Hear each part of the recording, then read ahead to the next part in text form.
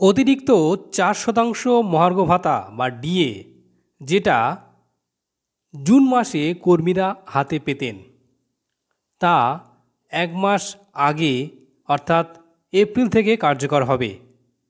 এ নিয়ে রাজ্যের মুখ্যমন্ত্রী মমতা বন্দ্যোপাধ্যায় কি বলেছেন চলুন বন্ধুরা দেখে নেওয়া যাক। ভোট প্রচারে পূর্ব মেদিনীপুর গিয়েছেন তৃণমূল নেত্রী।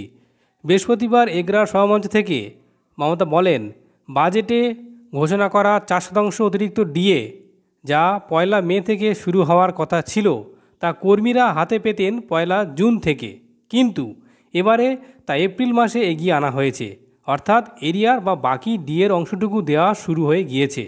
গত 21শে ডিসেম্বর রাজ্যের সরকারি কর্মীদের ডিএ 4% বাড়ানোর কথা ঘোষণা করেছিলেন মুখ্যমন্ত্রী মমতা বন্দ্যোপাধ্যায়।